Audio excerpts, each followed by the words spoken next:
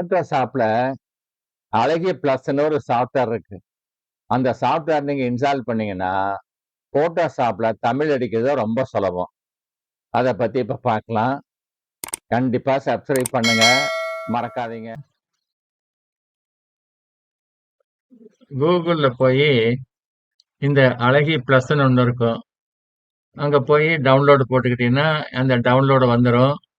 அங்க செட்டப் எக்ஸிக்யூட்டிவ்னு மேல இருக்க பாருங்க. அத ஓப்பன் பண்ணி அத இன்ஸ்டால் பண்ணிக்கணும்.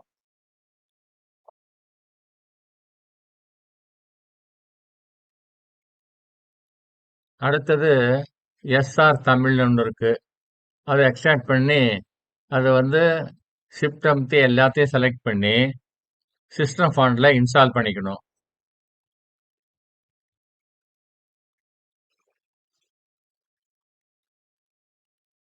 இங்க ஃபைல் மெனுல போய் ஒரு நியூ டாக்குமெண்ட் A4 சைஸ் வந்து செலக்ட் பண்ணிக்கோங்க. ஃபாண்ட செலக்ட் பண்ணிக்கோங்க.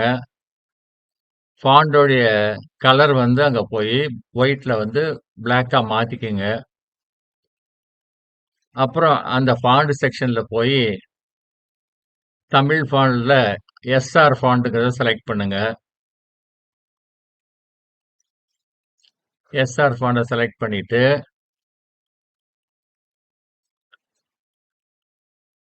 கீழே போய் பார்த்தீங்கன்னா அந்த கண்ட்ரோல் பேனல்ல அழகி இருக்கும். அழகி பக்கத்துல அந்த கீபோர்டு மேப்பிங் ஒரு எல்லோ கலர்ல ஒண்ணு வந்திருக்கும்.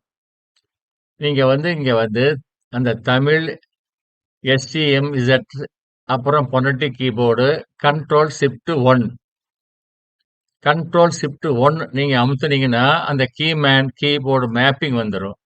இது வந்த பிற்பாடு நீங்க கிளிக் பண்ணீங்கன்னா உங்களுக்கு தமிழ் எழுத்து டைப் அடிக்கிறதுக்கு ஈஸியா வந்துரும். பழைய லெட்டர் அதை அடிச்சுட்டு இப்ப அடிச்சு பாருங்க, தமிழ் வந்துருச்சு. இப்ப நீங்க தமிழ்ல அம்மா அப்படின்னு அனுப்பிச்சீங்கன்னா அம்மா, நான் உன்னை,